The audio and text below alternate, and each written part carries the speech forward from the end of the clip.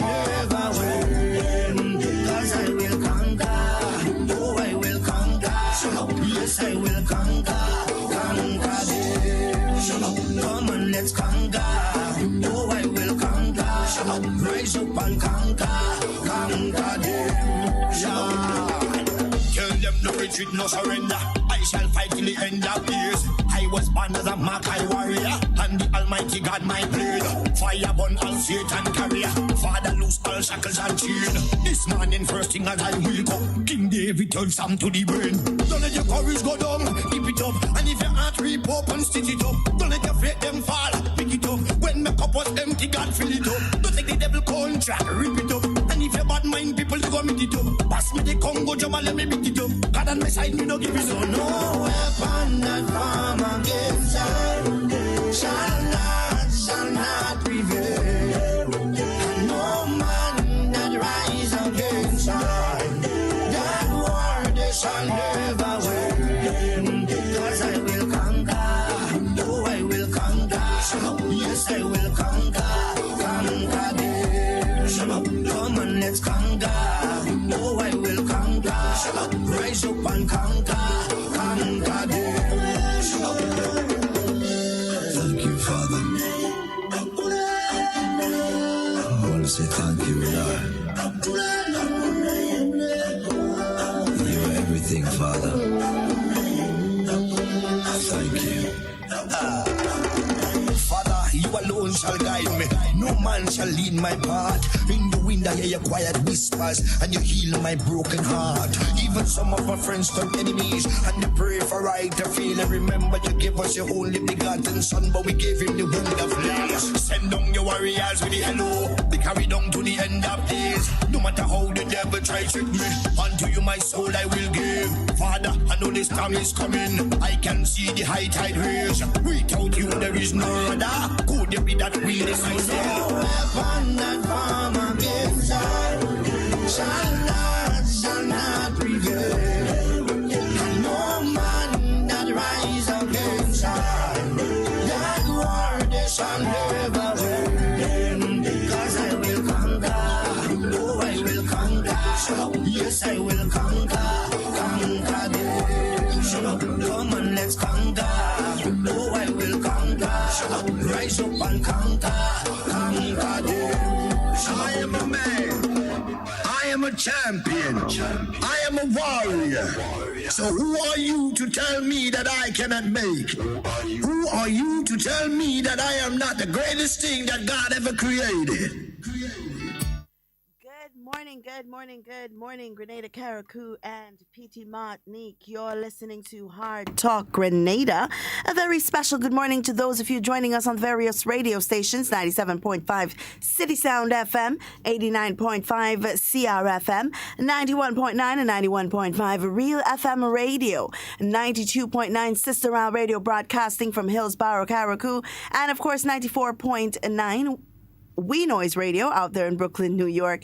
A very special good morning to those of you joining us on the live media stream, whether it's on Facebook, you're on Instagram, or you're on YouTube. A very special good morning to you. It is a beautiful morning in the Spice Isle of Grenada, as most mornings are. And as promised yesterday, we have a very special guest in studio with us this morning, Mr. Burf, or Dr. I should say, Dr. Bert Braffith. He is a gastroenterologist by profession, but also in his capacity here today as chair of the COVID Health Subcommittee.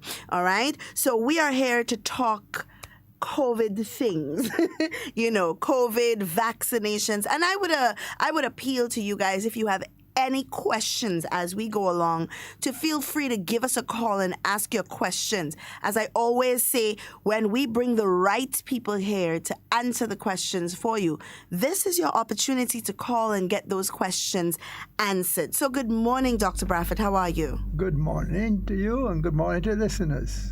All right. It's really a pleasure having you here. And it's always a pleasure having anyone from the COVID committees, any doctors and so on that can come and aid in the conversation of COVID-19 and, of course, vaccination, getting vaccinated. And we have a lot to talk about this morning. We have a lot to talk about this morning. And I want us to begin fresh off the bat by speaking about where we are at as a country as it relates to COVID-19 and vaccination. Okay, we are at a very interesting transitional point, I think, where we have COVID under control in the island. Basically, for the last few weeks, only a few cases that have come in, folk who've come in and we've found to be positive when they've been checked in quarantine. Right. And they've not been able to circulate in the community, and to the best of our knowledge, that there's no active transmission out there in the community at present. Now, having said that, that has led people to feel that it is all fine and dandy. Not so. Not so with this pandemic. This pandemic will continue to be a threat to us throughout the upcoming months. Right. And we will speak a bit about how we can limit the threat of the pandemic. But what I think folk fail to sometimes recognize is that once with a viral disease like this that is spread, especially this disease is spread in about 40% of individuals, they have no symptoms. They look well, they're feeling well. And so that's the first thing. You do not look necessarily for someone around who is positive. No. Yes, we test everyone who's coming in at the airport, at the seaport. They must have had a PCR test done within the 72 hours of arrival, and then they are quarantined and they are tested at around day 5 or therearound. And sure, we will pick up 98%, 99%, but no test is foolproof. Right. And so somebody can slip through the net. In addition to that, you have situations where people cross borders illegally. And you have a situation where one person is charged. Well, we have to wait and see what the courts determine as the circumstances there. But one person is charged with producing a fake document. Right. Right. And if you, in those type of circumstances, if it is proven that this was the case, then and the person was positive, and they were out in the community, obviously for anybody. I'm not speaking specifically to this situation, but in any situation where people get a fake document and enter the country, and they might be positive, and they're well, fortunately we are checking here, but in the meanwhile, in the interim, they would not be in isolation, they'd be in quarantine, but not in strict isolation. Right. So their contact with other people might be even more than if they're in isolation per se, unknown to be positive. Yeah. Right. Yeah. So you have a number of circumstances and where and the behavior of the virus. This virus is unlike any other virus I've known in my career, and I've been around a few years. And so we have to be aware of the fact that once there's a global pandemic out there, do not go and attend big parties and big fetes. Right. Do not, or try, which you shouldn't be doing, but I know people will try to hide away and do these things. Do not. Well, it's mainly in party and socializing in bars and things like that. It is still not a wise thing to do. You just do not know when a case or two may pop up on you quite unexpectedly in unusual circumstances. Right. And that's an important point to make, because yesterday we saw the advent of what we would consider a mass gathering without protection. Not yesterday, the day before that, where teachers demonstrated through St. George, and putting not themselves only at risk, but also putting the lives of the students that they possibly would interact with in the upcoming days, and of course their family members and the wider public at large at risk as a result of such a large gathering. But not only is it a large gathering, but there were many instances of individuals not doing the necessary things to protect themselves, such as physical distancing and wearing of masks. What in your capacity as chair, what discussions have you guys had surrounding possibly looking at a measure or a way to prevent any further actions as this, whether it be individuals getting involved in any private functions of their own, or any demonstration such as this one happening again? Well, a lot of this, and we are seeing it globally, a lot of the response, first of all, let me say that, the more informed you are, the more responsible position you hold in the community, the more is expected of you. Right. So I am disappointed that I would have seen folk who are teaching others in public without masks and in close proximity to each other. Perchance one person in there happens to be a super spreader, then we're in for problems. And as a matter of fact, when you're in crowds like that, to even be able to contact trace becomes that much more difficult, right? Because you're not sure that people from all over who could have been there. So responsibility. A pandemic is a serious thing. Jamaica right now is under the throes. I mean, they're really having a tough time. We've seen all our neighbors around us have tough times. Fortunately, the situations are much improved, but still far from perfect. Still cases popping up. So no island is going to be excluded. And because we have only had one death here and 150 cases or so, do not for 1 minute feel. And we must look back at history. The 1918 pandemic showed where they had spikes, and there was not the communication that there is today. People weren't jumping on planes. People were going from place to place by train, I guess, and by car to a limited extent. And despite that, they had peaks over a couple of year periods. And we can very much anticipate the same. The peaks that you've seen in America, you can see those happen elsewhere. And if, as we are here, there only are about 154 in this island who have been exposed to the virus. And all the rest of us have not been exposed to the virus. And therefore, if we find ourselves in situations where we are in contact with people who are carrying the virus and spreading it, then we are going to be at risk. And the only way to decrease that risk is by us getting vaccinated. Right. And that's, well, hopefully we get a chance to speak about that this morning, because that is critical. Absolutely. Do you believe, as a medical professional, that because we haven't seen the real effects of COVID-19 and what it can do to countries and economies firsthand, that we have become complacent as a people in our fight against it? Well, we have certainly seen what it can do to the countries financially, because we are our economy has been hit very hard, like most other economies.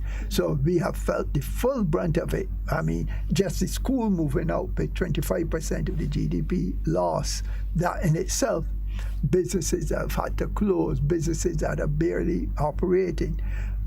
So we have felt it. The airport under pressure, because there's hardly any communication. All those workers at the airport, all the workers who were involved in the tourist industry, but be it in the hotels, be it supplying stuff to the hotels, be it taking people on tours, the whole works. But about this time, the major part where we march, of the tourist season would be closing down. And the highest point, I should say, the tourist season. And far from that, did you see a train run through the town this year? No, right, you weren't. And the cruise was not going to be able to operate this year, right? So we have suffered. There's no doubt. Yes, we have not seen, unfortunately, well, there's been one death.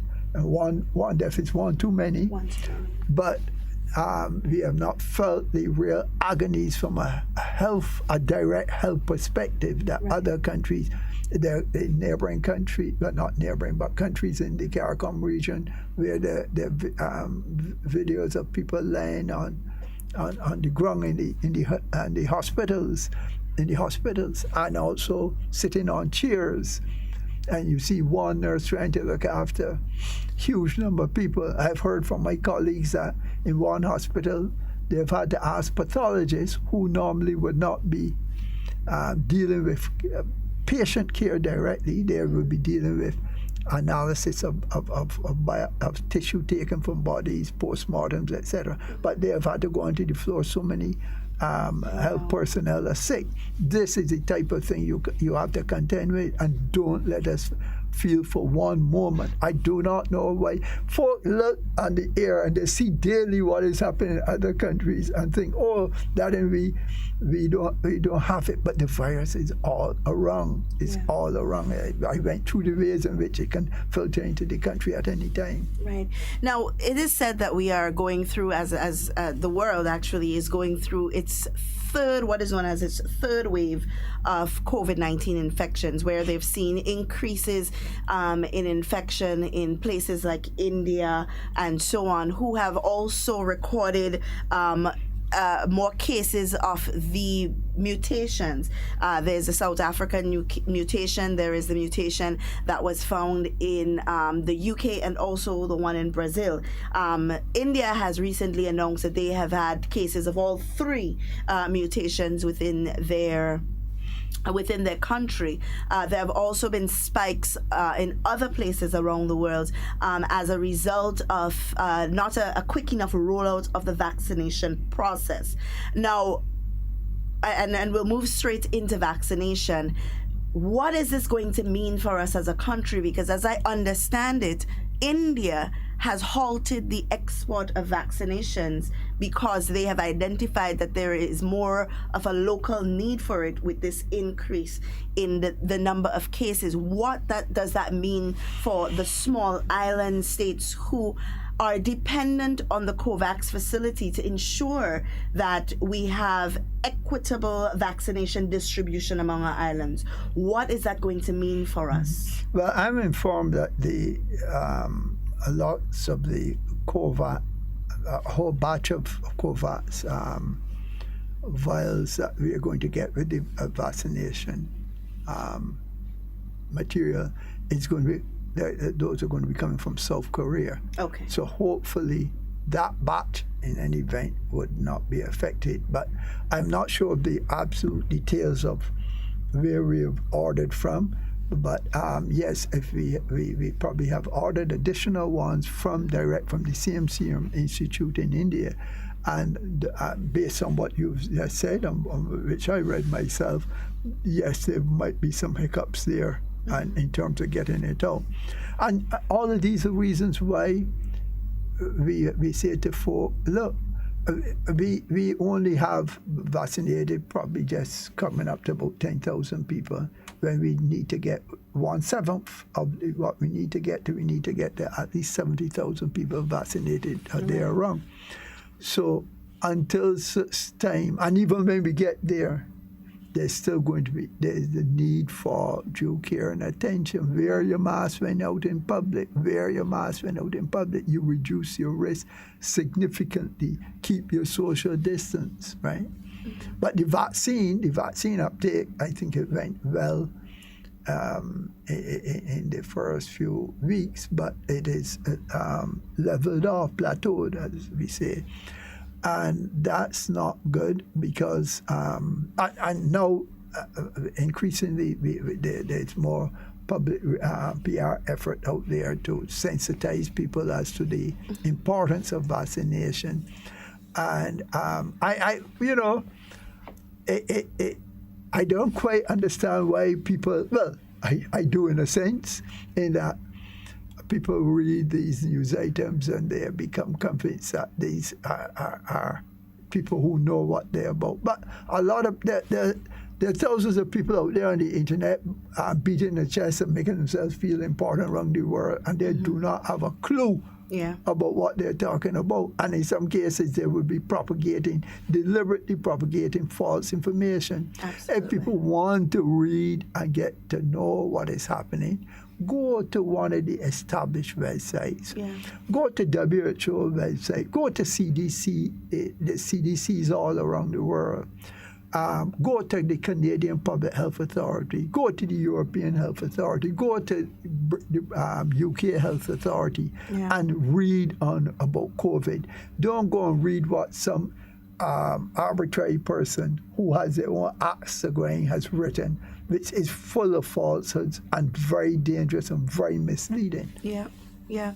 Now, it's been identified that the majority of the younger population are very complacent as it relates to vaccination. A lot of it has to do with skepticism.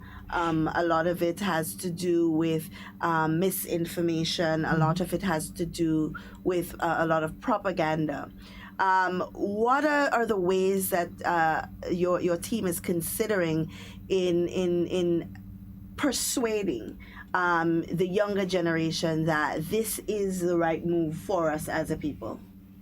Okay, well, there is a present dynamic program to reach out. You will start to see more things appearing on YouTube, all the social medias. People are going around and having conversations in every at every level in the community.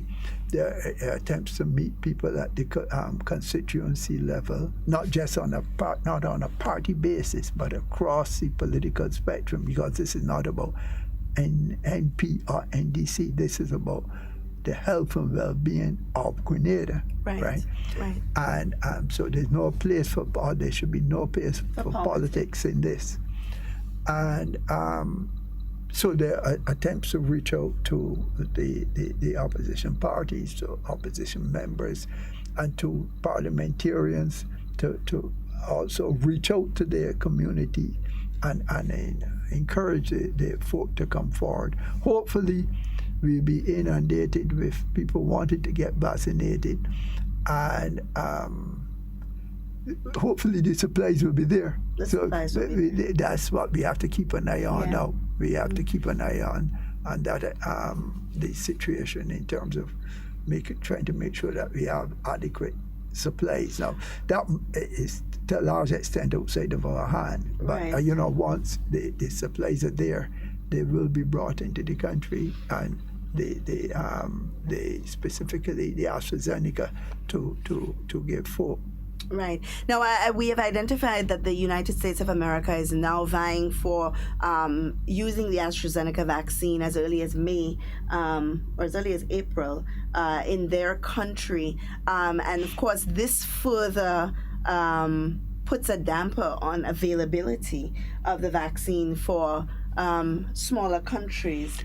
Well, I think what you're going to find is that the AstraZeneca will be approved in USA, but it will be America is soon going to have enough of the other vaccines, the Moderna and the Pfizer and the Johnson, to vaccinate its people because they've been able to ramp up the production of these vaccines in a significant way. As a matter of fact, just yesterday, I think I was reading that the USA is about to send a shipment of these said AstraZeneca vaccines over to Canada. And if they do that, that means that they know that they have enough in stock to vaccinate the people. So I don't think that the AstraZeneca, America's situation is going to affect AstraZeneca. Where it will be more affected is if India feels the need to utilize more of its supplies, because the Serum Institute in India, from which we got this vaccine, I should say, that company is over 50 years old, and that company has produced vaccines. They produce over 70% of the vaccines under normal circumstances. And so sometimes I wonder, well, why are people not having confidence? You took your children up, and 9 chances out of 10, they got AstraZeneca, they got a vaccine made by the Serum Institute of India, right? And so and of course, people then talk about the technology with the vaccine being quick. That's it. That's a big thing. Yes. Well, what I don't understand is when Apple comes out with a new product or Samsung comes out with a new product, everybody rushes and gets it because it is that much faster by it. And you feel if you don't have this product, you're nowhere. Well, science has also allowed us to be able to access the vaccine in quicker production. The gene editing, the group and a lady that won the prize, the Nobel Prize for Science for gene editing. And that gene editing has allowed, one of the major factors that allowed the vaccine to be produced that quickly, because they can now go in, and indeed, in fact, as you get new strains, they will quickly be able to pick up what is happening and go and tweak the vaccine and produce it and send it out. You might have to get boosters, and the booster will have some here that we can keep as fast as the virus multiplies. We can keep in advance to it. And what also happened, and folk don't recognize many folk, is that the vaccine, there was SARS in Canada, if you remember, in 2002. I think it was MERS in 2012. Yeah, SARS was 2002. And a lot of work had been done on this sister virus. So when this one came along, what they did, what the scientists and the big research companies and the pharmaceutical companies, they pulled back some of the very people who had done all this research. What had happened is the research had been done, but the vaccines had not been produced, because to produce vaccines is billions of dollars. So people would not have invested that type of money when SARS had been brought under control. But once this new virus came on scene, that same technology they were able to use. And indeed, in fact, the technology that they use, first of all, the technology that we are using with AstraZeneca is a technology that has been around for many years. It's been successfully used with Ebola, and it's been tried in other vaccines as well. And the actual principle of using it, where you actually you take an adenovirus. Adenovirus is one of the viruses that can cause common cold, that can cause flu. They go in and they first of all make sure that virus is dead. And that's not a virus that causes us any sickness. It causes other animal sicknesses, but not us. And they go in and they edit that gene and program that gene within that virus to be able to produce it make sure it will tell it to produce that particular protein on the surface. You know those red blobs that you see in the pictures of the COVID? Well, the aim of the vaccine simply is to produce that same protein. So you go in and you give a bit, you treat that the adenovirus genome in a way that it will produce that protein. So when we got that vaccination, and I came home and I felt under the a bit achy for a day or so, I felt comfortable. I was happy. I said, yes, you're seeing a new protein. I tell him, I'm talking to my body and say, you're seeing a new protein that you haven't seen before. Very good. Just remember it. And that is what the body was doing. The body was remembering. The body was, first of all, identifying that a new protein was there, reacting to it, putting out substances called antibodies to be able to kill it, putting the other cells in a position to be able to go in and destroy that protein, and putting it all back in its memory, so that if I get exposed to the virus today, although I'm not fully vaccinated, that the body has already seen that virus, and my body should be able to react in a far less catastrophic way than it potentially could if I had never seen it. And that virus kept multiplying, and as the virus multiplies and destroys more cells, produces gunk, the mucus that we cough up, blocks up all the air sacs, and then I become short of breath, and I get chest pain, shortness of breath, low oxygen, and ultimately have to go on ventilator. I have a good friend whose son is just about 40 and is on a ventilator in a neighboring island. And so I say that to say that young people, beware. You can get this virus too. And yes, the majority of young people will not suffer significantly from it, but we don't know who will get it in a serious way and who will be forced to be have to be hospitalized, etc. If you're vaccinated, you know for sure that you're unlikely to be hospitalized, and they're not picking up deaths in people who are fully vaccinated. What you might still be able to do is transmit it, and you may still come down with a bit of minor symptoms. But that's all right. If I get exposed to the virus and I get a bit of snuffy thing and a bit of sore throat for a few days, and that's all, I can live with that. Right? But what I don't want is to find myself in a hospital. Or to develop a long-term severe disease as a result of it. Yeah. So the vaccine plays a critical role, and all we are doing when we give a vaccine, and indeed, we can talk a lot about vaccines. When people have been giving their children measles, mumps, rubella, polio, what else do they give? Tetanus. Measles, mumps, tetanus, right? Measles, mumps, rubella, chickenpox, diphtheria, right?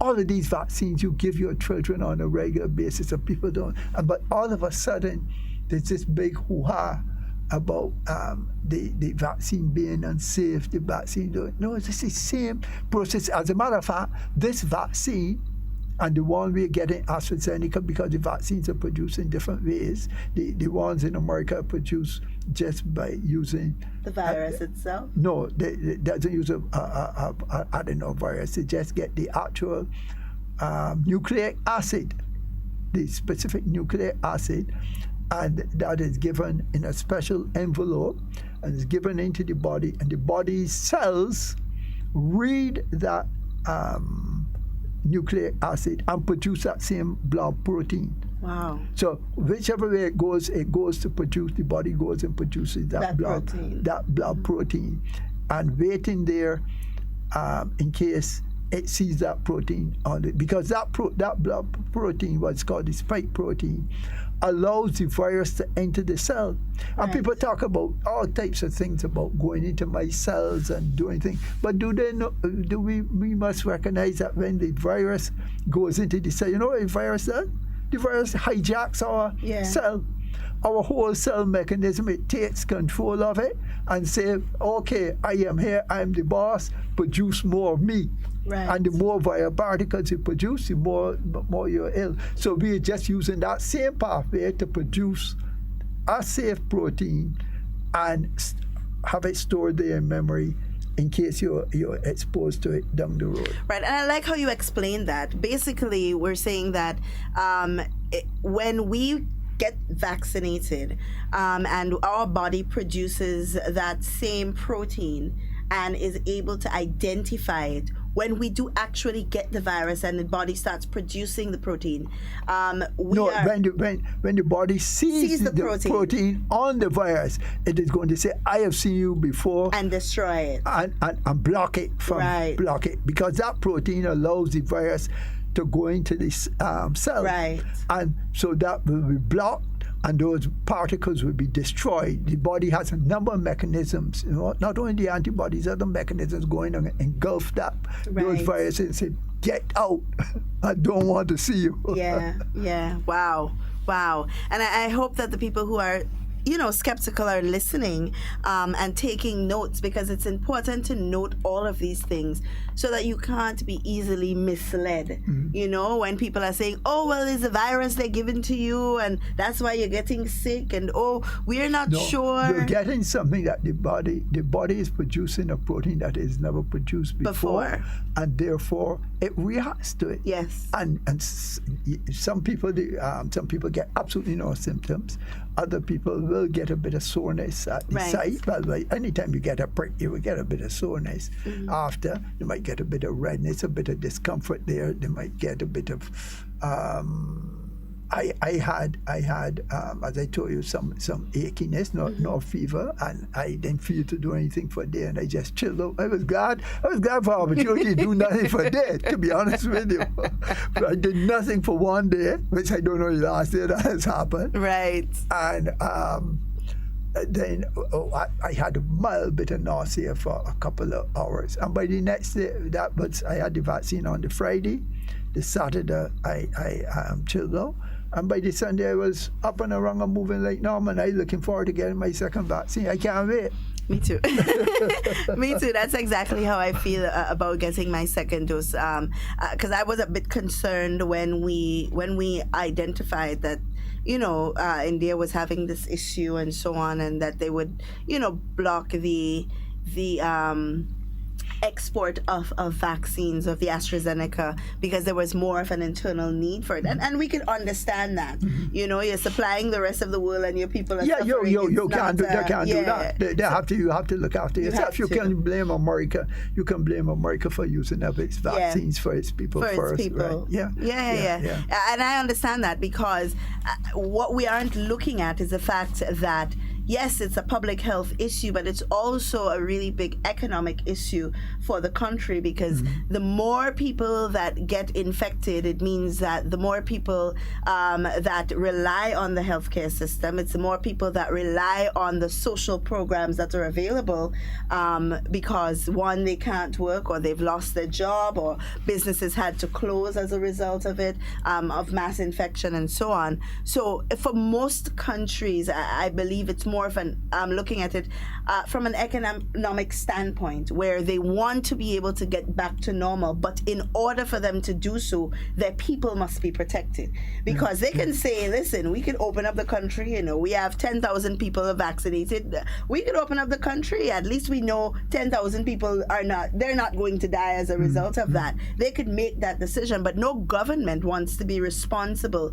for the mass death of their citizens on their hands. I don't think any government in the world would want to be responsible. And listen, once you get the disease spreading, for every 100 or so people who are infected with the virus, you're going to get 1 to 2 deaths.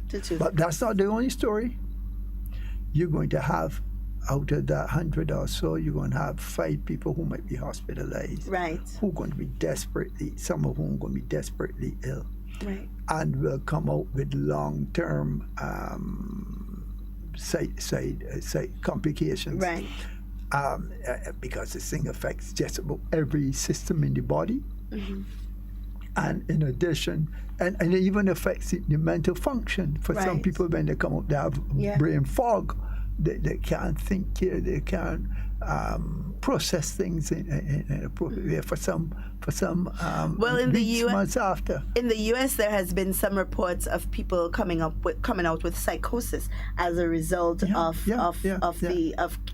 getting the virus. Yeah. So it really is. Let me tell you something. I call this virus a beast. I've seen when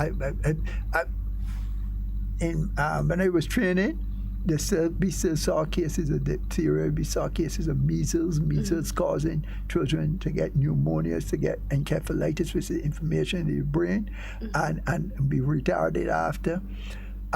We saw rubella cause all kinds of problems with this vision, hearing, heart disease. The whole works, but I never saw a virus like this one. Never This seen one does it all. This one can do just about anything it wants, because one of the things it's doing is going to affecting the blood vessels. Right. And if it affects the blood vessels and causes thrombosis within the blood vessels, Right. it can affect just about anywhere. Right. Yeah. And that's important to note, because individuals have been skeptical about the use of AstraZeneca, especially after reports of, I believe it was 40 or so individuals coming down with thrombosis, which is a blood clot in the vein, as a result of taking the vaccine, or that is what they have claimed. Further investigation has proven that that is not the case. However, there's also the flip side, which there is an absolute surety that on getting COVID, you can get thrombosis as well. Yeah. And not just thrombosis, but thrombosis along with all of the other adverse effects of COVID-19. Yeah. And I mean, when you weigh the options, really getting vaccinated does not sound that bad. Listen, vaccination is not causing any significant problems. We have to realize you are now vaccinating millions of people. Right. And in any given day where there are millions of people, some people are going to get sick. Right. Because people get sick normally anyway. I will give you an experience I had 5 weeks ago, where an 80-year-old, the family of an 80-year-old gentleman who was about to go up to get the vaccine, called me and said, "Man, the gentleman isn't feeling well." And I'm going to tell this story through the lengths and breadths, because I believe it illustrates an important principle about what can happen. I said, "No, well, if a person is not feeling well, don't take them up for the vaccine." Right. You know what happened the next day? He The passed person, away. No, he had a stroke. Oh my. So if he had had the vaccine, They would have said. people would have said that vaccine caused his stroke, right? And this is going to be true in a number of circumstances. I can be here talking to you, and I go outside and I can peel over with a heart attack, Yeah. right? And or stroke, too, or any condition, and have absolutely nothing. So on any given day, at any given time, what the scientists have had to go back through and see, well, what the conditions that they were mentioning about the AstraZeneca, are these happening at any increased frequency beyond which it normally happens in a given community of X size with this number, this thing, and they looked at it. Is there anything that specifically that what the AstraZeneca is producing the same protein that other vaccines are producing? But you know what? There's a lot of politics behind this vaccine. Of course. Because this AstraZeneca is tied up with Britain, and Britain moved out of the European Union. Right. Right? And also it comes cheaper. It is coming out cheaper than most of the other vaccines. So there's a lot of global politics going on there. Mark you, I'm not saying, I think that the research and development department of AstraZeneca should have been a lot sharper in terms of some of the things they produce, the data, but this is looking at the scientific data. So nothing is perfect, but the vaccine itself is a solid vaccine. The company is a well-respected international company, and I'm comfortable using it. So, and I'm not going to recommend anything. My yardstick throughout my career has been, if I can use it for myself and my family, I telling you to take it. Now, and it's interesting that you said that, because there are individuals who are saying, okay, well, I'm going to wait for the next round, or I'm going to wait until enough people have tried it, or I'm going to wait until more of the other types of vaccines become available. But what you're stating is that even though the technology used to make some of the different vaccines are different, the outcome is the same. It produces the same protein that gives us the same result at the end of the day. So, irregardless to the fact that we want to wait until Pfizer or Moderna or a Sinopharm. How we going to get Pfizer here? Pfizer got to be kept at -70. -70, yeah. Right? Yeah. And government doesn't have revenue. And if you can get, we were lucky that the Dominican government and Barbadian government were able to approach the government of India. Yeah. Otherwise, we would have been 5 weeks. We would now be about starting our vaccination program, yeah. right? And because of the OECS grouping, they shared some of the vaccines with us, so we could at least start to get going. So everything and this vaccine, Johnson & Johnson, Moderna, Pfizer, AstraZeneca, all the solid vaccines. The other vaccines that are going to be you have to wait and hear the WHO. We actually had three big international bodies that had vetted the AstraZeneca. And it was being used in Britain, it was being used in Brazil. Even in Brazil, it's been in control of the variants. It's only in South Africa, the variant in South Africa, that it wasn't doing as well. The variant in Britain, it has basically held its own with that as well. And so we were lucky, and of course, plus being on the ball in terms of trying to make sure that the Ministry of Health being on the ball in terms of making sure that they got it in here as soon as possible. Okay. Now, we announced recently that we were looking at, or we've already arranged for I believe it's the Sputnik and the Sinopharm. Sputnik from Russia, Sinopharm from China. Those two vaccines for approval. Now, have we identified as yet what the difference in the technology is for the creation of those vaccines? I speak subject to correction, but I think both of those vaccines are on the same basis as AstraZeneca. They use different what we call viral platforms. Right. So they will use a different type of adenovirus. And in the case of the Sputnik, that's correct, they use viral platforms. In the case of Sputnik, they use two different ones for the two doses. They use two different ones because one of the problems you get is that if your body has seen that adenovirus before, you're not going to cause as much reaction to it, and you want the body to be able to create some reaction to the virus, but what they call immunogenicity. And that in the case of the Sputnik, they use two different viruses, and I don't quite remember what the Sinopharm one was. The problem with those vaccines, when I say problem, the data for them has not been, up to a few weeks ago when I last checked, had not been fully released. Okay. And WHO's, these are things with piles and piles of reading. You got to know what you're going in and looking for. You got scientists there. You have epidemiologists there to go in and see do these studies look like they were done properly? Did they report as they should have been reporting? Yes, if these are all the case, we can feel happy, we can endorse it. The WHO has not yet endorsed these vaccines, right? When they do, they will be available. But I guess some private units might bring in some other thing, but government may well bring in or get access to others. But people should not wait to say, I want to see like this, I want to see that. Listen, the AstraZeneca, if I was talking to people, I would use an adjective before it. Good. It could. It could. It could. And it's not wise to wait either, because we also looking at the length of time within doses. That's right. Very important point.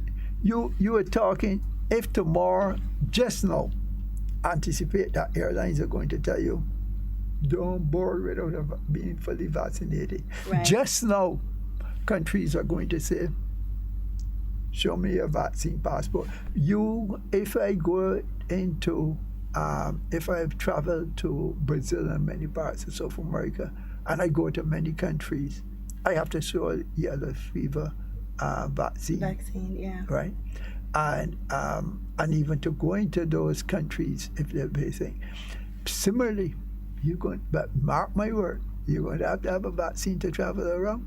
Right. And don't wait for the last moment, because if you wait for the last moment, you can't. It's going to take 12 weeks or so before you are fully from the point at which you take the first one, because the second shot is going to be given anywhere like 8-10 weeks or so, and then there's another 2 weeks to wait. So that is 3 months. 3 months before you can get up and go and get things done. Yeah, right? And we are just on a smaller portion of the world economy, very small portion of the world economy. And these larger countries, we are basically subject to what they want, you know, and we have to take into consideration for people who plan to stay in Grenada forever. I mean, for them, it's probably not an issue, but we never know where life is going to take us. We never know what's going to happen. You might have a relative who is sick that you want to go and see. You might, it's not every time you get up and go out and travel, you go because you had this relative who was so caring and kind for you, and they can't move to come and see you, so you want to, even if you haven't been much of a traveler before, or you may get sick. And need to travel because that particular level of care might not be available here, and on and on and on. So it's going to happen. So I understand people's apprehension in the sense that, well, they have read stuff and they have sort of internalize that stuff, but what I can say to them is, you sort of go back and reread, go as I said before, go and read from other sites, and you will see the story is quite different from what they've been pushing. Absolutely. Now, there are individuals who are going on the notion that if enough people get vaccinated, and we achieve herd immunity, but then there are too many people thinking like that for us to even get to that point. Point number one. And when you do that, you know what you're doing? You can go and pick up the virus.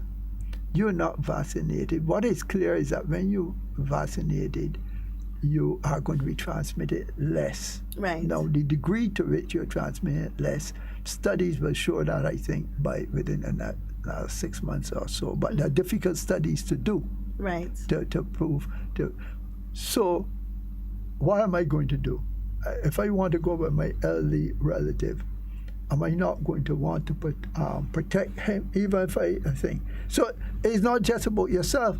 It's about people around you. Yeah. I might have a friend who has an underlying problem and might not even know it, might be having autoimmune problem, might be having cancer, something like that, and I go and give them that. I am all right because my immune system is strong, their immune system is down. So it's not just about yourself. It's you. Nobody is an island unto themselves, and we all interact with other people. Yeah. So we have a responsibility, even if we don't feel to protect ourselves, to protect others around us. To protect others. Now, individuals who are of that mindset are actually the most dangerous ones in society, because they believe that once they get COVID, they may appear to be healthy, they feel healthy, they've never had a cold in their life, and they feel, okay, well, I will get over COVID. I'm strong, I'm young, and I'm healthy. However, there is also the case of them being reinfected by a different strain of the virus. Absolutely. Which can cause even more damage. And what is coming through, just this morning, there was a leading scientist and he was saying, look, we are seeing with these new strains, it's affecting younger people much more so. He said, at first I was all for opening schools much more readily, but now the younger population is being affected more and they're getting sicker than they were getting back last year. Right. So this thing, and did you correctly said if you have had the virus, you can get reinfected, and because the immune levels are not built up to the same extent as if you get vaccinated. You only have limited protection there. Right. You get a much higher level of protection when you get vaccinated than when you get the virus. Wow. So we are also encouraging persons in Grenada who have already contracted the virus to get vaccinated. Oh yeah. Because it's important. And what about the different strains? I know you can, if the viral load is or the viral protection is not enough to protect you long term, it means that you can get the same strain of the virus another time, or is it just a different strain of that virus? Because so far we've only identified 4 strains of the virus. No, there are many strains of the virus. These viruses keep mutating as well. And today, because the genomic studies are completed, there are many strains. Right. There are only some strains that are proved to be more, if the strain is more transmissible, right, then that will tend to be around, especially if it is not killing off people. That will tend to stay around longer. And when the virus mutates and finds different ways of getting into the cell, but if you've been vaccinated, fully vaccinated, you have some baseline protection that will, more likely than not, stop you, reduce your level of sickness compared to if you had none before. I had never seen that protein. Okay. Now, because you have basically, if you had seen that protein before, you've closed that gateway. Right. Right? Because the key to going to the lock, the key can't get into the lock. The key being the protein can't get into the lock and open the lock to allow the virus to go in the cell. But with the mutant strains, it finds another pathway and another site to try to get in. Right. But that other pathway would still have been there, and at least you blocked off that one. Other pathways are open, so you can go in the body. Yeah, and I mean, the whole thing is much more complex than that, but putting it in a simplified fashion. Right. Now, a lot of our Caribbean neighbors are vaccinating at an alarming rate. Barbados is at 60-something thousand the last time I checked. Very good rate. Very good rate. St. Vincent, who started well after us, is at 10,000 vaccinations going. With a smaller population. St. Lucia, I believe, is also at 10,000 something. St. Kitts and Nevis, 20-something thousand going. They are well ahead of us. Now, I'll ask the question, but we do have a caller on the line, and I want to be able to take calls. Hello, good morning. Hello, good morning. Hi, good morning. This program that you all have this morning is so appreciated. I hope that a lot of people have been listening and take note. What eventually going on, I listen to a program like that in Jamaica, coming from Jamaica day before, and you find a priest get himself telling the nation to do something else and he being arrested. And I think that is very good to set example when you have priests and them kind of thing doing that. People in Grenada feel like some priests can be arrested or church person can be arrested. You can't have the government trying to solve the problem and then you have somebody going on a radio station and misleading the public what to do something else. I give 21 gun salute to that Prime Minister of Jamaica. Thank you. All right. Thank you. Now, the question at hand that I wanted to ask, and I'll get back to it, but I do want to compound on what he is saying. We have identified that here in Grenada as well, where there were individuals with political agendas making statements regarding the vaccination and COVID-19, a few of them very identifiable, but also you are now seeing that these same individuals have gone and gotten vaccinated, which is rather unfortunate because it's really going to be hard to undo the mental damage that they have done to a lot of individuals individual by persuading them not to get vaccinated and not to follow the procedures and downplaying really the effects of the virus. And then in turn, when a resolution becomes available, they are the first in line to take that resolution. And that's rather unfortunate. I even this morning listened to a radio program where an individual who very clearly stated to workers that they should not be forced into taking the vaccination. He himself went to get vaccinated yesterday and is saying now to workers that it is the best way for them to get back to normal, but yet you are preaching to them that they should not be forced into being vaccinated. So basically you're saying to them, well, the vaccine is something that you probably should wait to take, but you yourself is going to get vaccinated. And I think that's a big problem that we have, where persons are being influenced by people that they foresee to be leaders in society who is speaking contrary to what they're actually doing. How do we plan to deal with these kinds of situations? Because, I mean, you are inadvertently putting the population at risk in doing these sort of things. Yeah, well, I mean,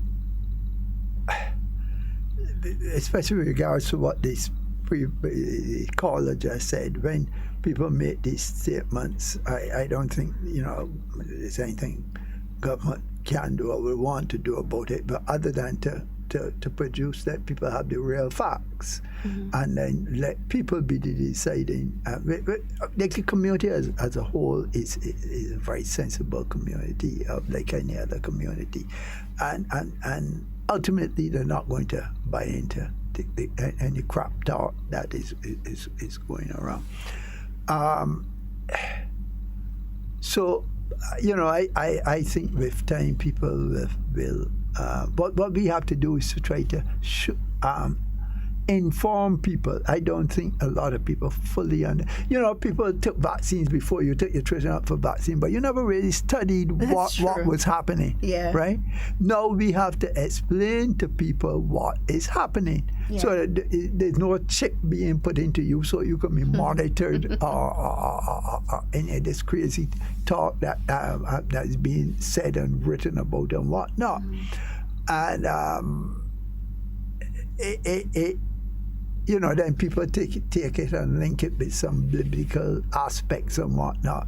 And I'm no biblical scholar, but I don't know that how that type of thing could operate. But right? It's quite unfortunate. I mean, when you think about it, it really doesn't make any sense. You have a vial that contains 10 doses. How many chips do you have to put in that vial to ensure that all 10 people get a chip? Yeah. Because it's not as if each vial is coming individual to a person and say this vial belongs to that person. It's 10 people per vial. So how do you know? It would have to mean that you are trying to say that the people who are vaccinating you, meaning your auntie and your mom and your sister, who are the nurses that are actually responsible, are in on the whole jig of chipping everybody. Yeah. That is what it would have to mean. Yeah. Well, what we need to call on is for a broader. What we also need is for a broader cross section of the community that is widely read, too, because there are people out there who are widely read, and this is not. Once you get into a pandemic, you are dealing with a national emergency, right? And so it is something where you expect not just one sector or one set of individuals to be there. Everybody should be speaking this, should be looking at it, assessing the situation, and once convinced, as they would be, I think if they're thinking correctly, automatically taking that information and trying to pass it on to others. Right. What we need to have is people who go up and get vaccinated to encourage each person to bring in 5 other people to get vaccinated. Try to sell them the story of why they need to get vaccinated. Right. Now we have seen a lot of vaccination around the country. I believe that there are little pop-up I want to say pop-up shops, pop-up vaccination sites. I believe they're going to be in St. David sometime today. I think they're going to end at about 3 o'clock. They're at the Bruce Street Mall. Different health centers are now vaccinating persons. Well, I'm not sure about the Go Street Mall because I think somebody went up there yesterday. At least I don't know, but you check that out and see if that is still functioning. Bruce Street Mall, I believe they said, I'm not sure if Radisson is I thought it was myself.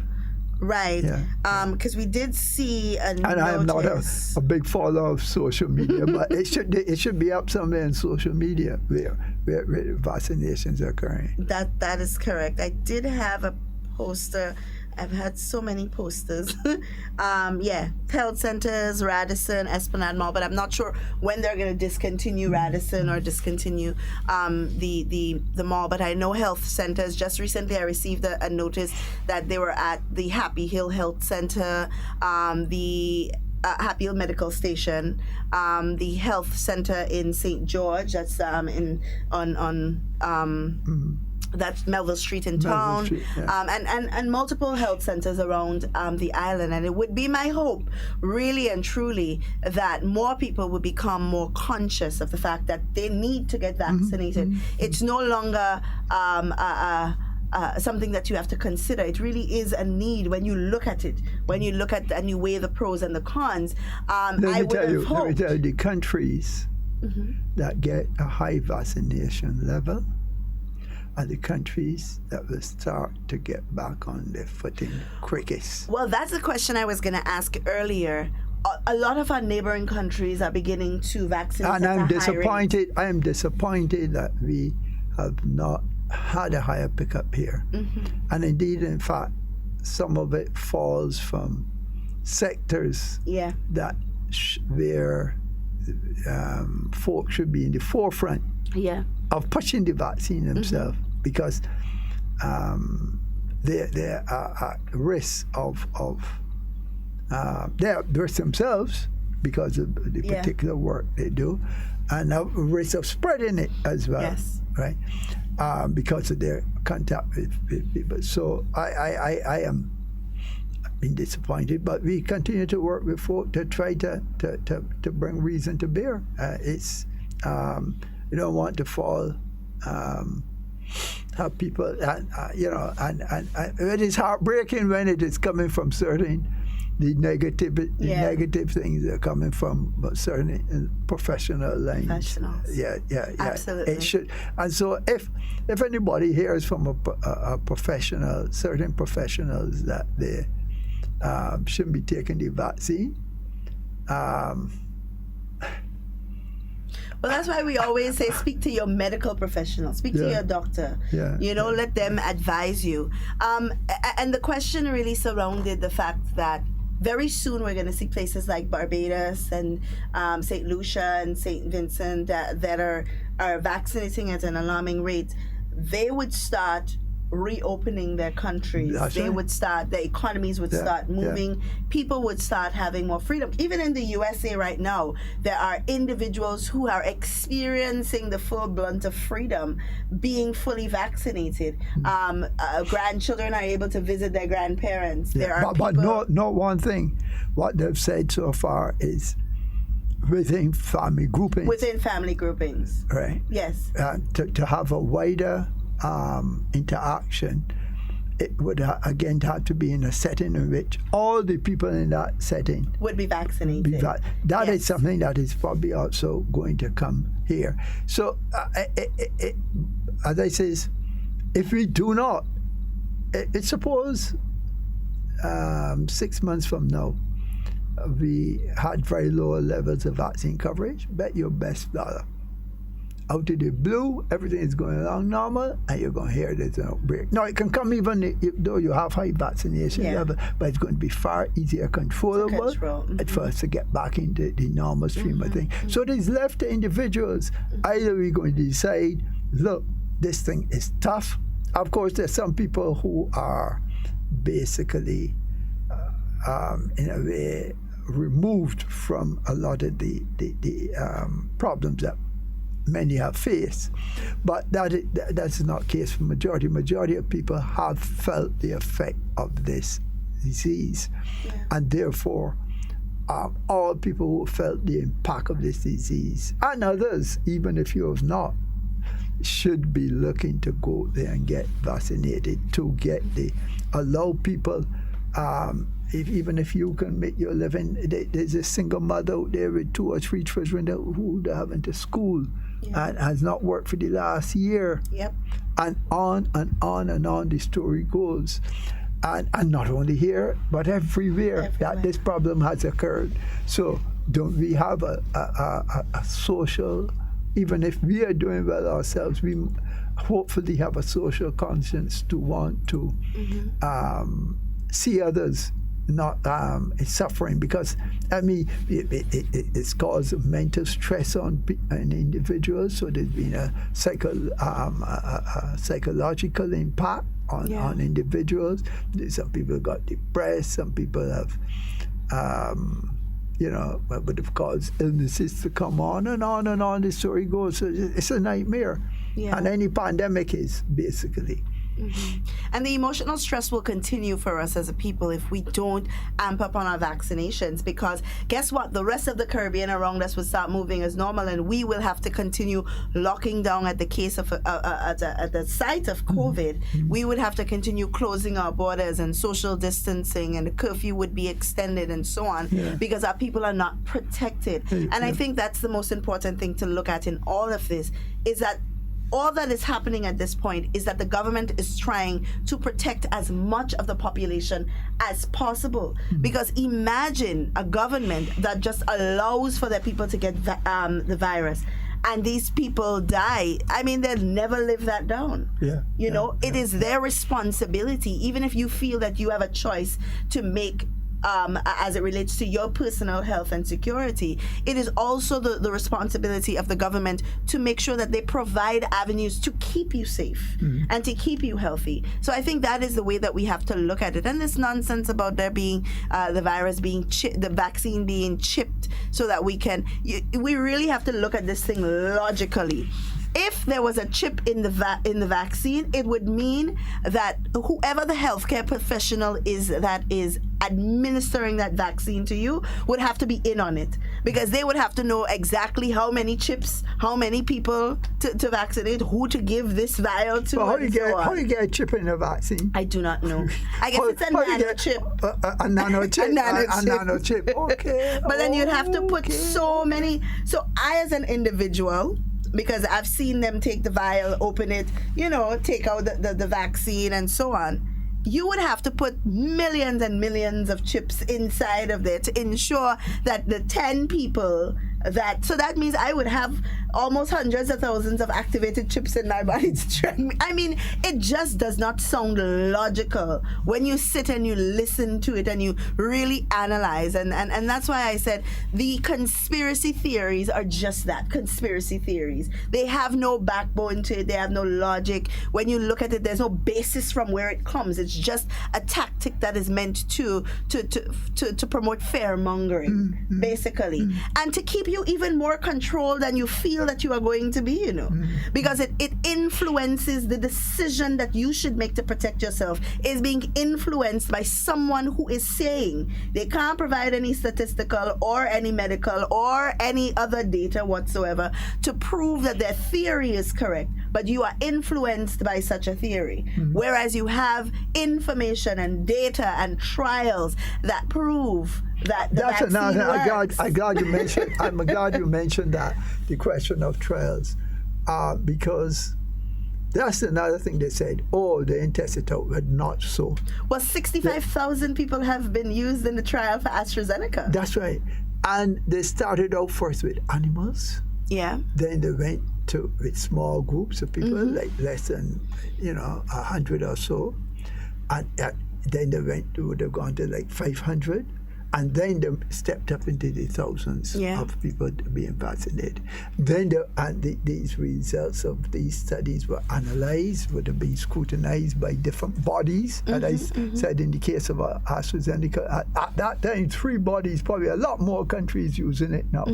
And some countries we don't have the manpower and expertise here to sit down and go through the belly of the studies. So we rely on other international bodies, Right. and these international bodies will tell you clearly, look, this stuff is fine, it's good, it's an excellent vaccine, and so go ahead and take it.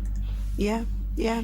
So I think we just need to take a moment, as individuals. Nobody is, and it's funny because I know of individuals who are really ill, who suffer with asthma, who suffer with other conditions that can potentially cause them to lose their life. Have they been taking the vaccine? No. They're skeptical. And these are the people who more need it. Not smart. Let me tell you something. If you're feeling unwell on a given day, or if you've been having a period through which you've had to be put on new medication, things like that, you wait for things to stabilize. Right. Once it is stabilized, rush and get that back. And you have any underlying problems, severe asthma, asthma of any form. Of any form, yeah.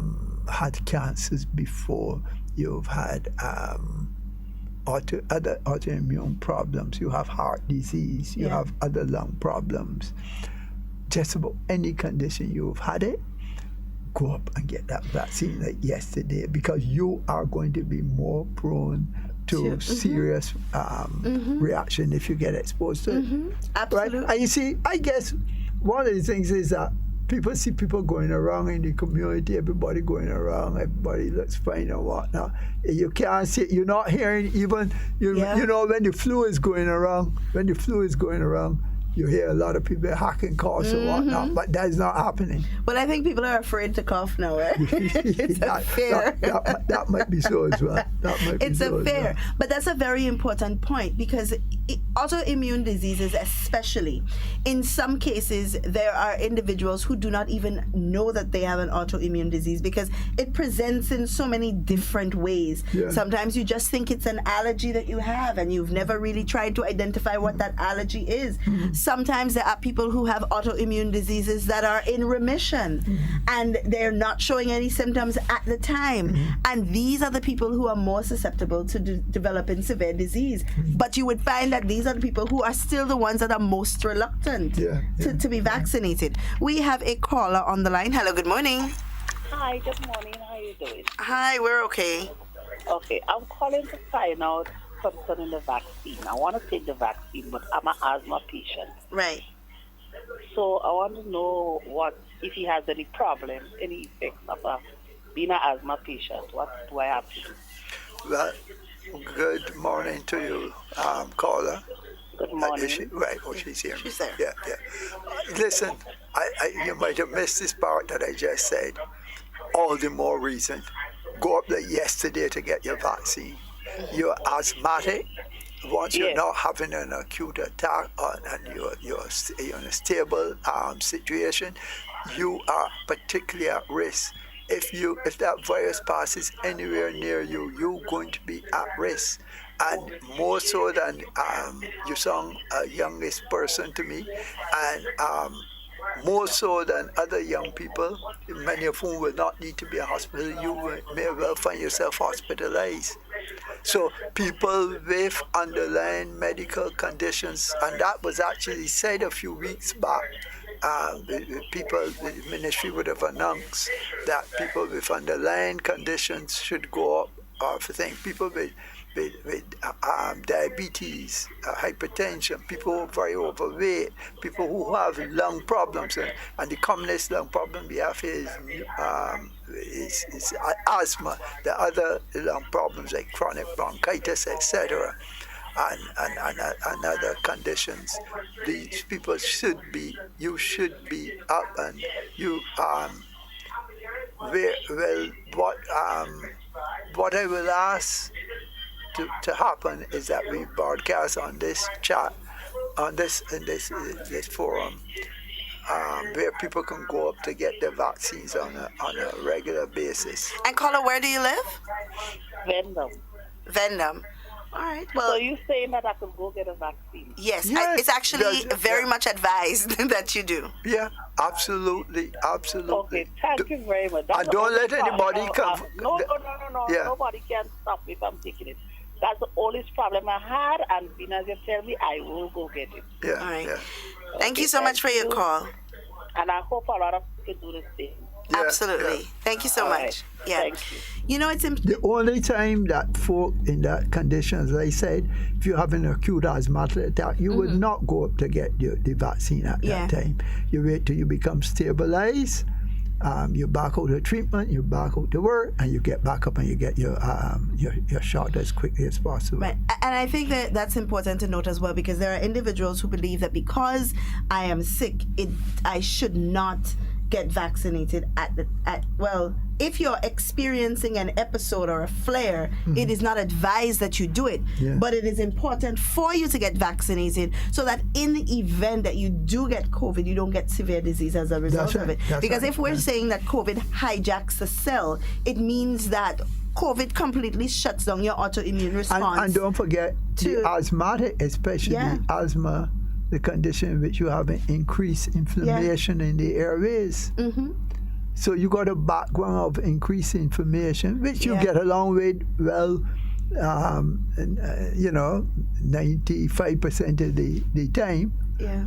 But when you now take something that is going primarily first to hit in that area, these folk will have problems. Yeah.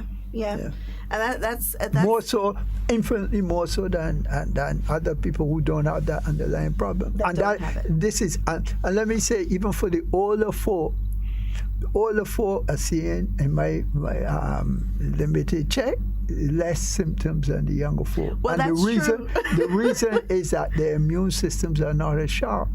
But if they get exposed to the virus, Yeah. they're going down like, older Yeah. folk are falling much faster. Wow. Yeah. Yeah, because when you look at the statistics and the death in other countries, you'd see people that are in their 60s, in their 70s, in their 80s. Those are dying at a more alarming rate than the young people. Yeah.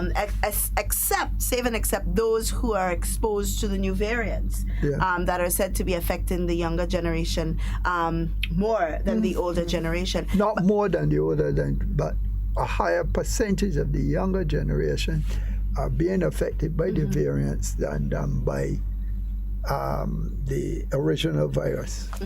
Now we're patiently, especially a lot of parents are patiently awaiting the day when it is announced that children can now be vaccinated, because we were looking at a situation where COVID, you looked at it and they said, okay, and this was from the very beginning, that if you're at a certain age and your immune system is robust and so on, you have a very good chance of fighting off COVID. Now deeper into the research, they have identified that COVID is generally not a respecter of your immune system or the state of it thereof. If it's good, then it helps. But we don't know if our immune systems are good. We assume that because we feel good, that That's the point. it's good. Yeah. But that is not really a good judge of if we are going to survive COVID or not. And especially so for children, now that it has not been approved for them as yet, as parents, we stand a greater chance of infecting our children, not knowing what underlying conditions they may have. What is in the pipeline to protect our children? Because I feel like, especially now that we've had data on children in Trinidad who have developed multiple inflammatory syndrome, and an 8-year-old in Barbados that has died as a result of that as well from contracting COVID. Children in the U.S. who have developed severe pneumonia because of underlying asthmatic conditions. Children who have developed kwashiorkor as a result of COVID. How do we protect our children if we're having difficulty getting our adults to be vaccinated? You can't give the children vaccines at present, because just as with the adults, you have to go in and do scientific studies. Right. These scientific studies were done. They just were able to start. They were able to. But this thing starts to spread so quickly. You can't come here in Grenada and do a study like that, Right. because you don't have any group of people who are going to be likely to be exposed at this particular time. Right. But if you are in many parts of the states, you get volunteers come along, and in this case now it will be young children, and they have started those studies, smaller numbers, but in younger children, to do the studies to show how the vaccine is reacting in the smaller children. Because I have to look at the immune response, what's the antibody level, how the system is reacting generally. And based on, they also have to look at the doses of medication that is going to be given, etc. Right. Yeah. Right. So those studies are underway, and within, I would figure, 3-4 months or so, we should be getting some sort of feedback. Might be a little longer, I doubt less, but yeah, the studies are on the way. Okay. Do you have any closing remarks that you would like to make? I mean, we have a few more minutes, so I'm hoping that we get some calls. Guys, remember the number to call is 440-7377 if you're calling locally. If you are in the diaspora and you want to give us a call, the number to call is 347-329-3101. We have a comment on the live video here that says, when the professional people tell you they can track the vaccine from the distribution to the arm of an individual, what goes beyond the arms? It doesn't prevent you from contracting the virus, and why the thought of having a restriction on travel for those who don't have the vaccine? Well, this restriction on travel, this is not the thought from Grenada. I want to make that clear. I'm not suggesting this is the thought from Grenada at this point. I'm saying that it is going to come because airlines, the Qantas airline in Australia has said you're not getting on board without the vaccine. Right. I believe that was said. I didn't read the full story. So, and increasingly you're going to find airlines saying that. And then you're going to find countries also saying you can't come in. As I gave the example of yellow fever. I cannot go. If I went to Brazil and I came back and I wanted to go to Jamaica, they would stop me. There's a health thing in there, and they would stop me if I didn't have a yellow fever vaccine. Right. So it is not unknown for, and I remember having I used to have a yellow fever vaccine card, right? As a youngster that I had for many years. I had to carry it around wherever I was traveling. All right. We have a caller. Hello, good morning. Hello. Hi, good morning. You're live on Hard Talk. Morning. Yeah, I was trying to get to the radio, but I have to hold up right now. I'm eating. At the time, I was free and I was trying. Okay, so, no problem. If there's anything, I'll call back. All right. All right. But the time is winding down. I guess that the people with the questions really don't have questions anymore. And we are hoping that the young people who are skeptical will seek proper advice. Just some comments. One is saying that some of the people, or some people are longing for the vaccine in Canada, and we are here in Grenada. We're just too happy. Someone else is saying... I like that one. Yeah. Someone is saying in 1918 pandemic, people were not traveling as they are now. That is why the Spanish flu spread out in the U.S. and Europeans continued. No, but the people were not traveling, and despite that, it's still people. We travel infinitely more. Right. Than there. We get by aircraft with 300 and 400 people, moving people, jetting people all around the world, and the cruise ships with thousands of passengers is much greater. When you're going to airports, actually airports are one of the, as far as I'm concerned, one of the areas where you can pick up the easiest, especially airborne diseases. You have people from all around the world, tens of thousands of people passing through an airport in a day. Right. And so we travel a lot more, and infinitely more than we did a century ago. And despite that, the virus took a massive toll. So if we were not able to start to come up with this vaccine, the number of deaths would be far higher. If you look at Britain, both Britain and US, if the US is now starting to feel the effect of what they're about 15% now of the population with both 2 doses. Right? That is not significant yet, but it is still better than nothing. Absolutely. We have a call coming in from the overseas line. Let's take that call. Hello, good morning. Hello, caller, good morning. Yes, good morning. I would like to, can the doctor expand a bit on the recent results that AstraZeneca published yesterday? I know they had to revise some of the stuff that they put out, and that came out either yesterday or this morning. So can the doctor provide some comments on this? Okay. Yeah, I have not read the details of it, and listening to 1 or 2 experts comment on it. They themselves are unsure. Apparently some old data that they produced, but as I said, I think Dr. Fauci called it an unforced error.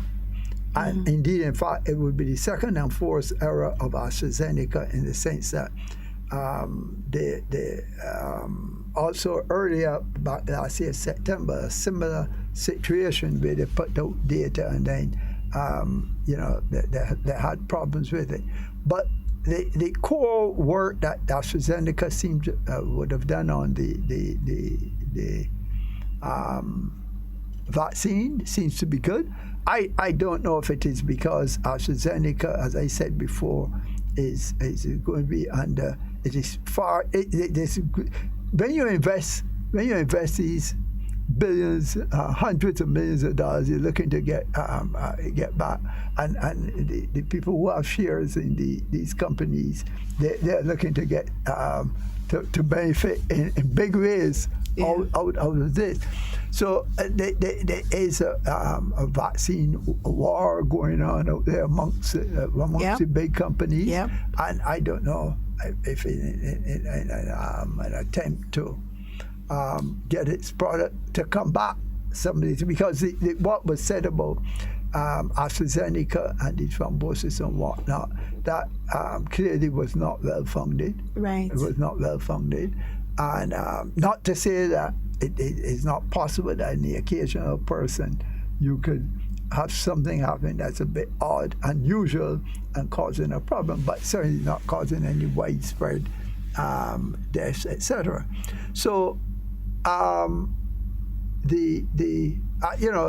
I say, with respect specifically to that data, I don't know, but I go by the comments of an expert like Dr. Fauci, who would say that it was an unforced error, as they call it in lawn tennis. That is when you make an error that you didn't need to have. It wasn't forced on you by good play, but you just lost your head for a minute and did something. Yeah. And I like what you said, and I keep saying that to individuals, that we have big businesses. And I use the word business loosely, because as much as we would like to believe that it's and not just believe, but it is for our public health, the vaccination, it is also a business. We have to remember that as individuals. And this is way bigger than any of us can even fathom, where billions and billions and billions of dollars have been pumped into the creation of a vaccination. Now, that's not free money. There is a hope that some of that money will be made back on the sale of these vaccinations. And so if you have a competitor who is in there who is much cheaper than you, you're going to put pressure on them. I'll give a very local example. I'll give a very local example. It's as if this administration and the NDC were making vaccinations, or let's even go better. If the NNP is in office and the NDC is vying for political office as well, they will do and say whatever they can to get you to believe that what they are selling is better than what you have or what the other party is selling. And it is the same thing as with these big companies that are selling these vaccines. Remember, we are getting it free, but it is being paid for by someone. Somebody is spending money somewhere to ensure that we get the vaccines. Whether we think that, oh, well, we get it and we don't have to pull money out of our pockets to pay for it, it did not come to us free. Somebody paid for it, you know, and we have to take that into consideration. So these companies are looking for ways in which their vaccines become more prominent than the others. And they will do what they have to do in business to ensure that that is done. So sometimes we have to cipher through the information that is put out there to determine if this is just another business decision or if this is an actual flaw in the data or the product itself. But in this case, it would appear as though there was a flaw in the data that they put out. But Fauci did go on to say this vaccine, like the others out there on the market, you say, is a good vaccine. Right. That's Dr. Fauci, and he will have the backing of National Institutes of Health, NIH, right? And this is a huge research body that would have dived into these, and his comments through the whole pandemic. If other politicians of the past in the United States had listened to him, many more lives would have been saved. Yeah. All right. So we are a bit out of time. Do you have any closing comments that you'd like to make? Well, only to tell folk, please don't get torn apart by the vaccine. What say the anti-vaxxers, but seek sources where you can be well advised if you still have questions. I know we could not have been exhaustive here in covering every aspect and every question that was answered. But it's interesting that you didn't get more calls. Presumably, people are starting to understand. Hopefully. So, try to get hold of your vaccine, get it while there's talk around.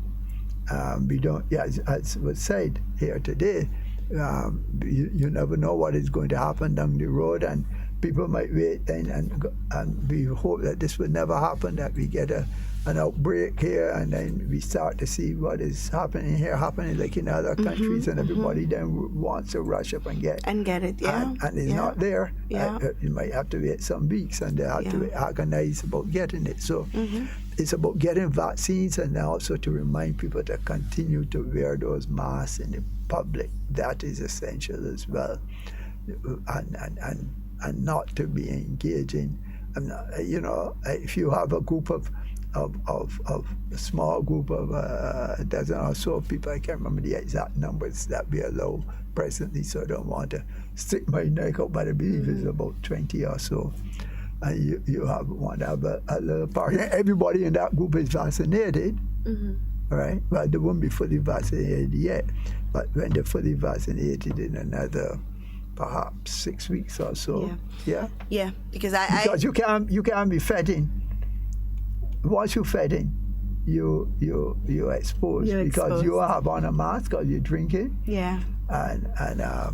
From 9 out of 10 circumstances.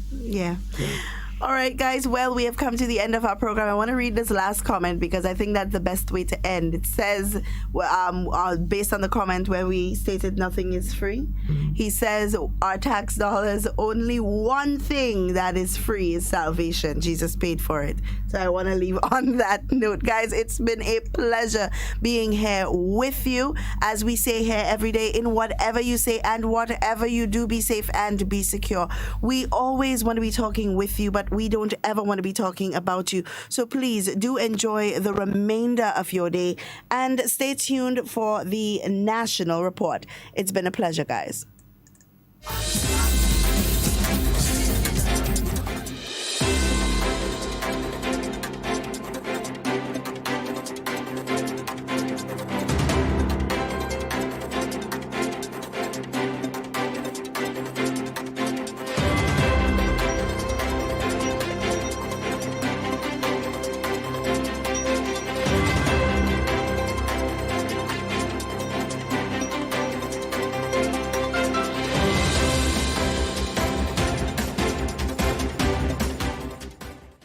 Ministry of Health strengthening outreach to further education about government's vaccination program.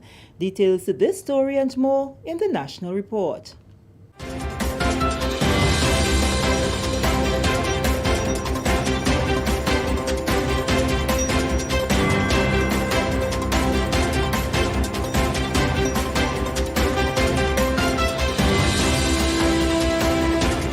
Welcome back. With the details to the news for Wednesday, March 24th, 2021, I am Sherry-Ann Noel. The role of the local media in dispelling misinformation and disinformation surrounding vaccination against the deadly COVID-19 virus was highlighted during an education forum at the Radisson Resort on Wednesday. The information session forms part of the Ministry of Health and the COVID-19 Committee's strategy to strengthen outreach. Since the World Health Organization declared COVID-19 a global pandemic approximately 1 year ago, many people have fallen victim to the infodemic because of conspiracy theories, using various propaganda formats and platforms. This type of information serves to distract and confuse citizens, especially in this period of the vaccination rollout. Wednesday's session, which was facilitated by Minister for Health, Honorable Nicholas Steele, Dr. George Mitchell, and Dr. Mayana Charles. Panelists gave the media the opportunity to speak freely about the vaccination program and how information can be more readily available to disseminate to the general public in a timely and efficient manner. On conclusion of the session, Honorable Nicholas Steele spoke of the importance of the session and the takeaway for him as the Minister for Health. What makes this morning's session unique and even more important to us as the Ministry of Health is that it being from media, persons from the media, in other words, the messengers. And you are independent media charged with your independent message. And it's to find out from you what information do you need from us to form your own opinion on the message that you will choose to send out there to the public at large. So we recognize the importance of our media houses here in getting the message out, not just for the ministry to provide information, but for the ministry to make sure that we are accessible as best as possible to all media personalities so that they can fact check us and fact check the misinformation and disinformation out there, not just to the minister or the CMO, but at any level within the administration of the Ministry of Health. More than 9,000 Grenadians have received their first dose of the AstraZeneca vaccine. Moving along, in an effort to combat the spread of the COVID-19 virus in Grenada, the government, through the Ministry of Health, is on a campaign to have a certain percentage of the population vaccinated by the middle of the year. This is necessary if the country is to achieve herd immunity, which helps to build resistance against infectious diseases. Dr. George Mitchell of the COVID-19 response team told the GIS on Wednesday that while people still have freedom of choice, it is important to look at the bigger picture, which is what vaccination will mean for opening up the economy. Herd immunity means that you have a certain amount of the population that has immunity. In other words, their bodies can fight against a particular infection or disease. And so if you have enough of those persons that can fight against that particular disease, that is when you say a community or a country has herd immunity. That's basically what it means. Dr. Mitchell says herd immunity can be achieved by two means. You can get it natural by sort of like a lot of people getting the infection or disease and developing the antibodies, or you can get it via vaccination.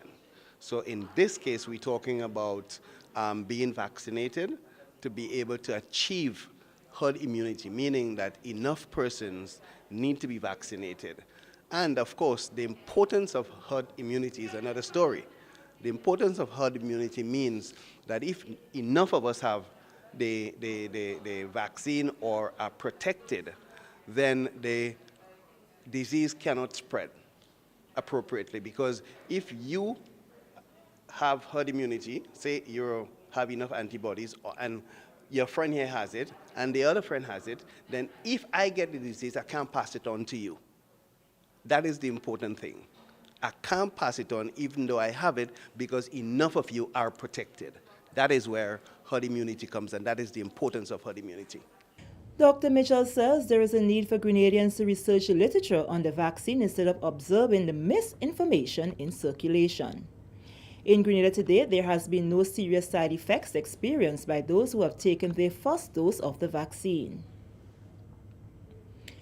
Moving along, the U.S. Chargé d'Affaires Carl Duckworth has commended Grenada on its management of the COVID-19 pandemic, referencing the recent designation of Level 1 issued by the CDC for the country.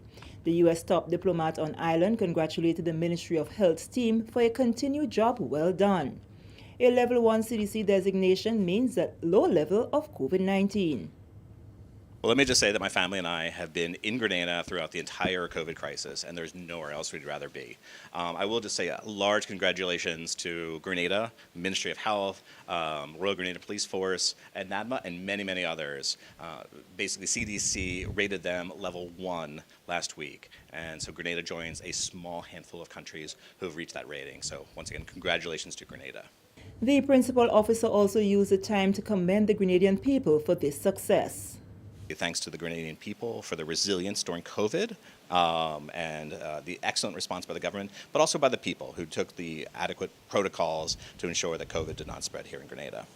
Commenting on the rollout of the vaccination program here and throughout the world, Duckworth said, while the decision to take the vaccine is an individual choice, one needs to also consider the greater good. The United States has had a rough time of it. We've had more than 500,000 deaths. That's 500,000 deaths. So right now, President Biden and his administration are rolling out the vaccines. Many, many people in the United States have taken it, as well as the Grenada's government here has started rolling out the vaccine. I think at the end of the day, the decision to take the vaccine is an individual choice that you make with your family and your medical care provider. However, if Grenada wants to open up to tourism, to St. George's University students, and the many, many others to show the world what Grenada has to offer, then there has to be a high percentage of people who've taken the vaccine. So again, it's an individual choice, but it's one that will have implications, and everybody should think about the greater good. This is the National Report. More news after the break. Protect yourself and our community from COVID-19. Wash your hands frequently with soap and water for at least 20 seconds. If soap and water are not available, use an alcohol-based hand sanitizer with at least 70% alcohol. Use a tissue when blowing your nose, sneezing, or coughing. Immediately discard the tissue properly and wash or sanitize your hands. Avoid close contact with people who are sick.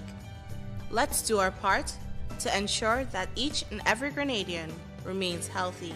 To stay up to date, visit the Government of Grenada's webpage or the Ministry of Health's Facebook page.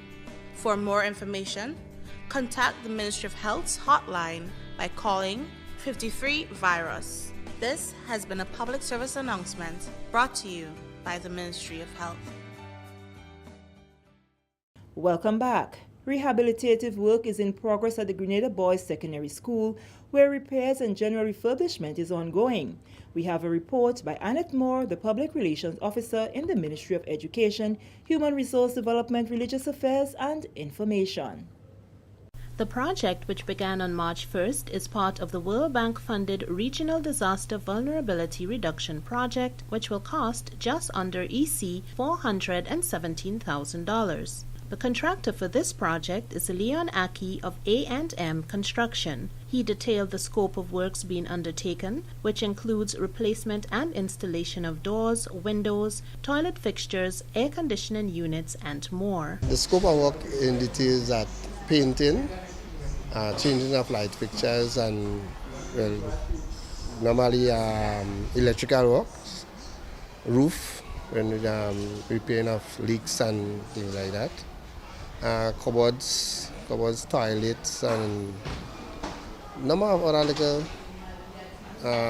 things we see necessary to do. We work in detail of that. We're supposed to paint in and out the whole building, the whole compound. So far, we're doing work on 3 buildings at the moment. Well, so far one is painted in and out. It is finished painted in and out by the time we start. It's finished painted, so it's one. We are attacking, we are in 2 buildings right now. One on the, how we standing is on the left, and This one on the right. One of them, I would say about 75% finished, the one on the left, and this one here could be about the same thing. So by particularly the next 2 weeks, we should finish at least 3 buildings so far.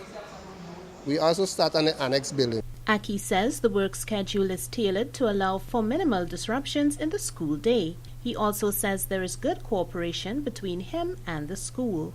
Most of the work takes place in the night. We have a few workers in the day, which is about 7 or 8 workers in a day, who doing inside light painting inside. So most of the outside work takes place in the night. So they say around after 2 to about 9 o'clock in the night. Work is approximately 25% complete on the project. The expected completion date is June 30th, 2021. For the National Report, I'm Annette Moore. Thank you, Annette. The Chinese Embassy in Grenada has made a donation of furniture and books to the St. David Catholic Secondary School. The donation was made shortly after a presentation to the Wester Hall Secondary School. Resident Chinese Ambassador His Excellency Wei Hongshang says he is delighted to hand over the items to an institution that has shown enthusiasm for education over the years. Education and human resources training are two of the focal areas of cooperation between the two countries and have gained fruitful results. After China and Grenada restored the diplomatic ties in 2005, more than 1,900 Grenadians have attended seminars or short-term training courses under China Aid training programs, and more than 200 Grenadian students pursue their higher education in China under Chinese government scholarship programs and MOFCOM degree education programs. Chinese government continues to grant about 25 full scholarships to young Grenadian students this year. Dear students, I wish you study hard, firm up your ideas and conviction, develop strong bodies and minds to prepare for realizing your goals in the future. Parliamentary Representative for St. David and Minister for Foreign Affairs, Honorable Oliver Joseph, says there are high expectations for the St. David Catholic Secondary School upon receipt of the donation. Because of the role that this school is playing in the development of the country. You have produced the best athletes. You have produced the top athletes that go on to be ambassadors for Grenada. And you have produced some of the top intellectuals in Grenada. And you have consistently performed. You know, you're some school, one year they do very well, and the next year they don't, but you have consistently performed. And I'm sure with this nice desk and chair that will enhance the facility, it will also enhance your learning. And so we look forward to even better results, Principal, because of these furniture and the books that have been donated. Principal of the St. David Catholic Secondary School, Gary Jones, welcomed the donation, which he says will benefit the institution. As we look forward to a better facility at the St. David's Catholic Secondary School in the near future, we pray that more of these gestures will be forthcoming, and we will be happy to accept gestures like this in the future. We can assure you that this furniture will be well taken care of. We will put it to good use, okay? And I personally will ensure that we get the greatest benefits from it. And with that story, we come to the end of the National Report for Wednesday, March 24th, 2021. On behalf of the entire news and production team, I am Sherry Ann Noel, thanking you for viewing.